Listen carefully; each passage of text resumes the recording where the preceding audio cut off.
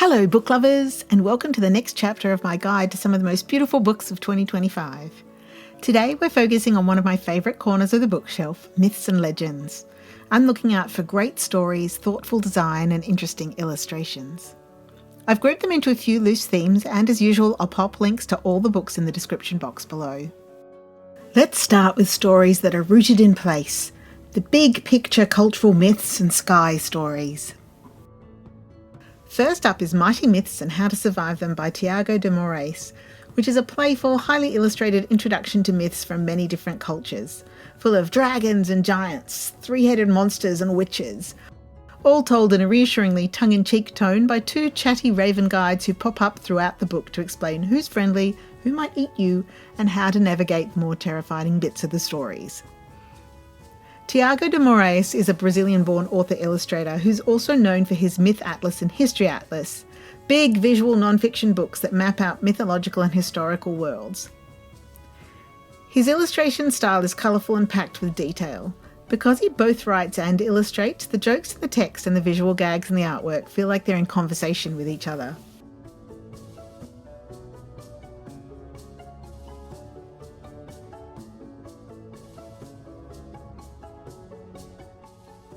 Celtic Myths is the latest in a line of fantastic DK treasuries, and this one includes more than 20 retellings from the Celtic world. It's accessible for primary school readers, but has enough atmosphere that older readers will still enjoy it as well.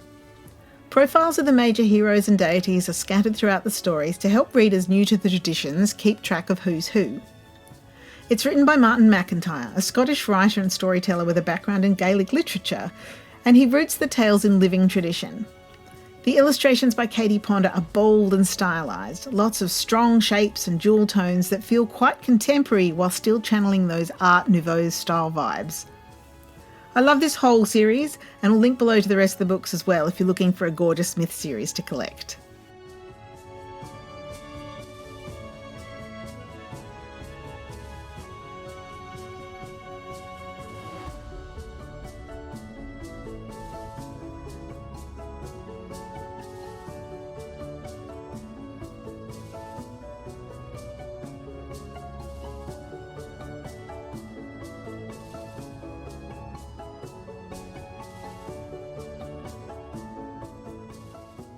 Monsterland is essentially a mythological travel guide.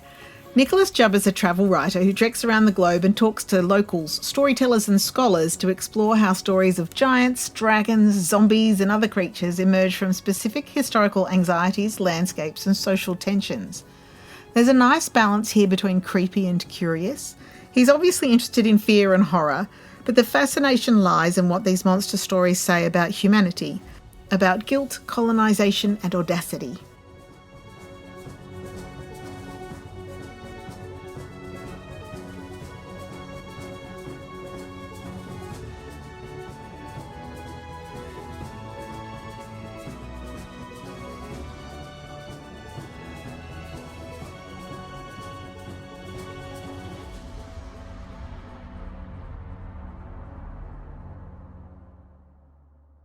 Classical Mythology of the Constellations is a guide to the myths behind the constellations, focusing primarily on Greek and Roman tales of gods, heroes and monsters that they placed in the sky.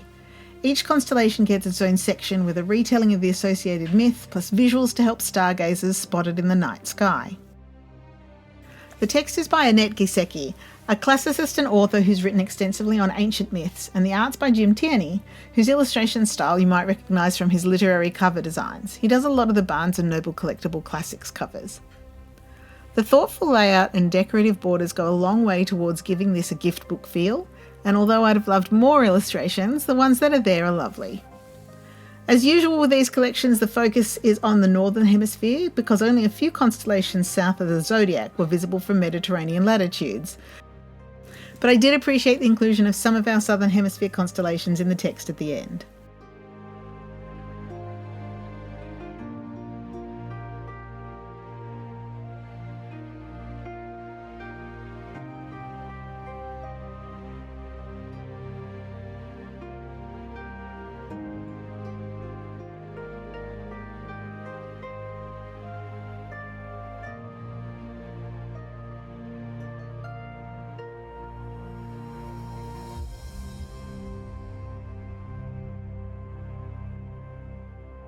Spirit Worlds by Jessica Hundley is the 6th volume of the Library of Esoterica series by Taschen. This massive tome focuses on the art, rituals, and global mythologies of the spirit realms, examining beliefs around death, rebirth, ghosts, demons, and angels. The book's full of archival and modern imagery from private collectors, libraries, and museums, and it's accompanied by scholarly essays and interviews with practitioners.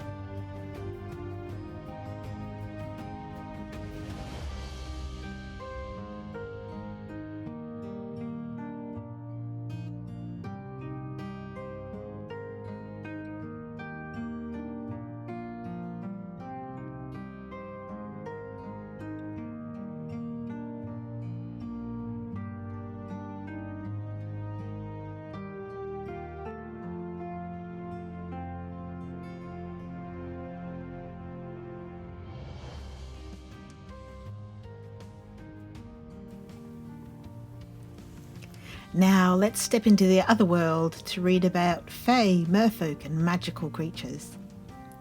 Catherine Briggs's Dictionary of Fairies is a foundational folklore text that's been given some new illustrations in this edition by Fee Greening. Catherine was one of the great 20th century scholars of British and Irish fairy lore, and this book gathers a huge range of beings: banshees, boggarts, brownies, spriggans, selkies, along with stories, songs and traditions tied to them. As a dictionary, it's arranged by entry, so you can open it anywhere and enjoy reading about new uncanny presence that once haunted someone's hearth or crossroads.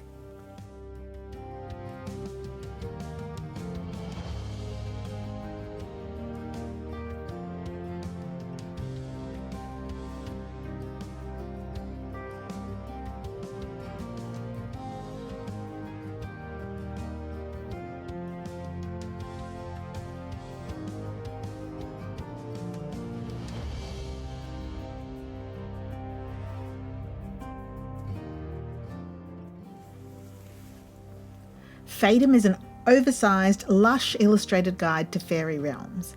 It presents fairy lore as a living, interlinked world, where fairies come from, how their courts and personalities work, and how different cultures have imagined them. The authors come from a background of folklore and astronomy, and the illustrator Nazdaya Makiyeva brings in a rich, painterly style that gives each spread the feel of fantasy film art.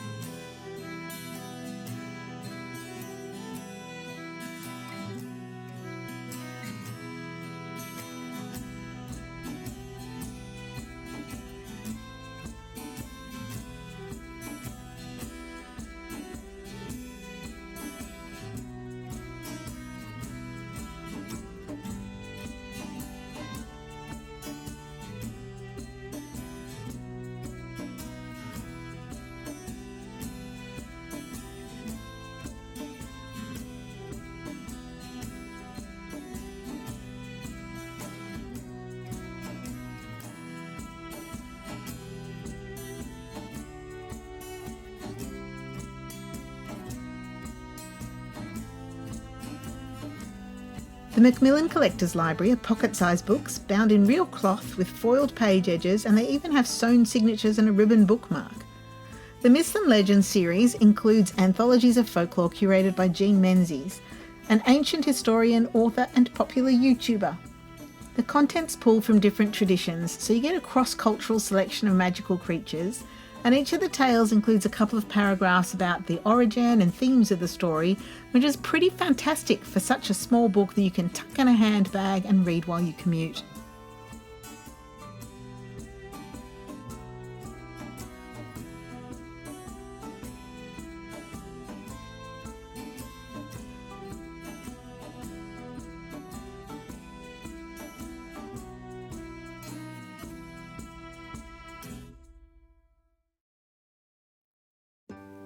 Now, these beautiful fairy art books won't be well known outside of Australia, but I thought it would be nice to show them to a wider audience here since the second volume was released this year. Fairies of Tasmania presents itself as collected sightings by the fictional Lady Plumage, with illustrations by Tasmanian artist Terry Widborn. The conceit is that Tasmania is full of odd local fae beings, and Lady Plumage has been diligently recording encounters, sketching specimens and mapping out their habitats. The illustrations are whimsical and ephemeral, and despite being such a niche publication, the production quality of the book is absolutely gift-worthy.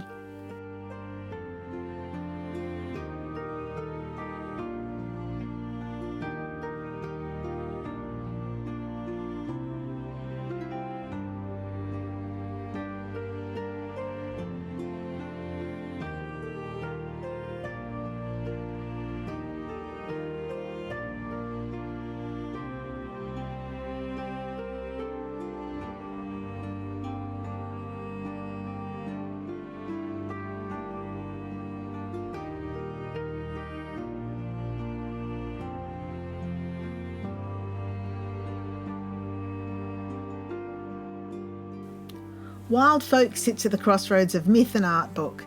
It contains fables of transformation and power written by Jackie Morris, and it's illustrated in stained glass-inspired artwork by Tamsin Abbott. The subtitle calls the stories Tales from the Stones, suggesting they've stepped out of deep time, and they're written in the lyrical, incantory style that Jackie's known for, from books like The Lost Words. This is one for people who love to slow down with the text and sink into the imagery.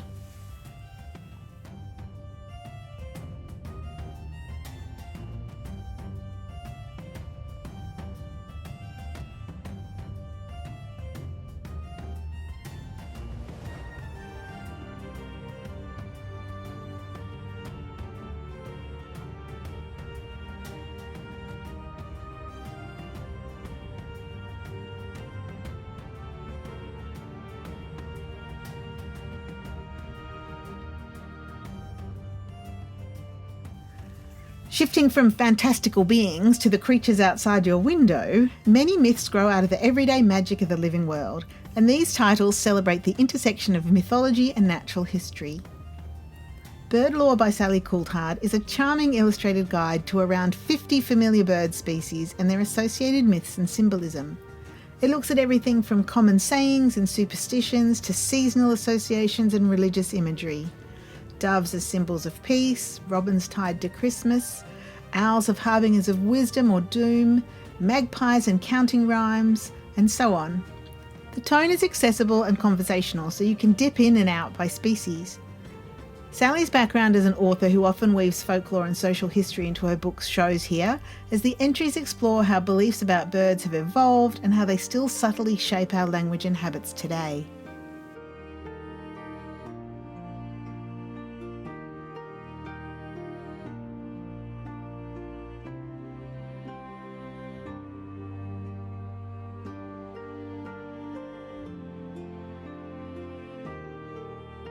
If you're more of a plant person, Mythic Plants by horticulturist Ellen Zachos focuses on the role of plants in Greek myth, how particular species feature in stories of gods, heroes, love affairs, feasts and tragedies. Think divine gardens, sacred groves, herbs used by sorceresses, and, of course, the occasional deadly poison. There are also practical notes and tips about bringing some of these plants into modern gardens, an appendix of authors and a list of sources is on the author's website. Small plant drawings are included in section headings, and chapter breaks have full-page illustrations that blend black, ancient Greek-style figures with floral designs.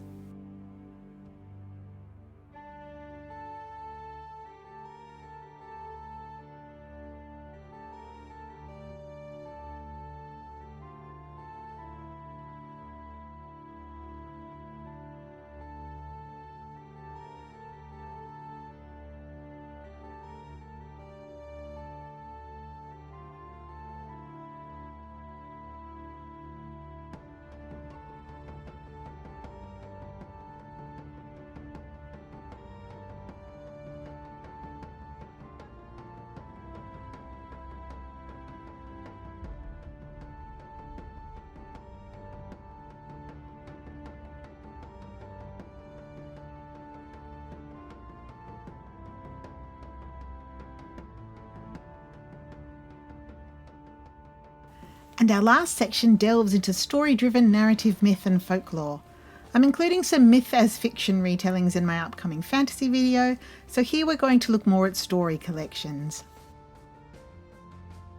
Victor Wynd is known for his work with eccentric collections and his London Museum of Curiosities. His dark fairy tales collection reflects his passion for the weird and odd. These are adult fairy tales, focusing on the grim, strange and grotesque lore from different cultures around the world. It includes a guide to the art of recounting fairy tales, and each chapter opens with a story about how the author came to learn about it. It's illustrated with black inked artworks by Transylvanian artist Luciana Nedelia that capture the mysticism and macabre elements of the tales. The foiling and decorative page edges help it look nice and sinister on the shelf.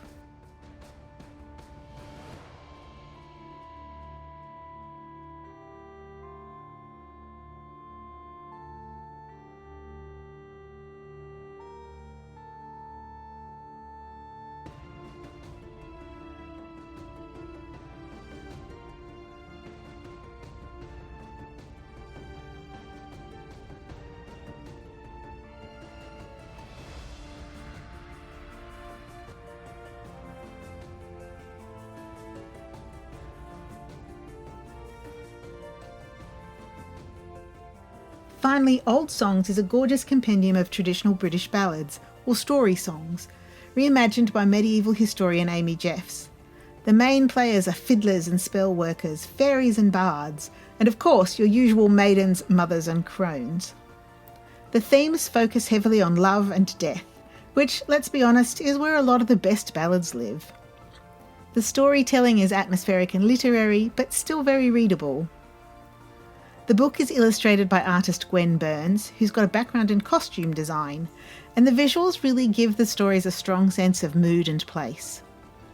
If you get the audiobook for this one, it also includes recordings of the original ballads performed by Natalie Price.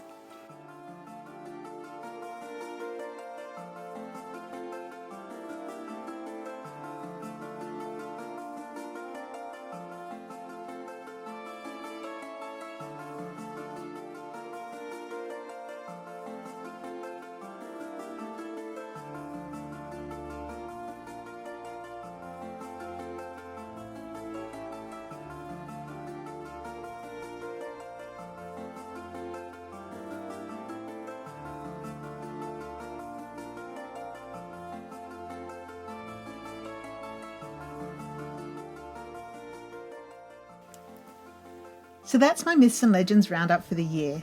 There are some bonus titles in the accompanying article that didn't make it into filming, so do check that out if you want some more inspiration. Linked below.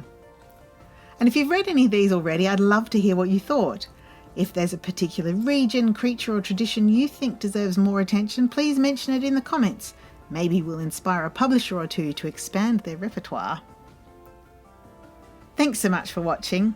The next video in this series will be up shortly, so please subscribe if you want to be notified about that or any future posts. Till next time, bye!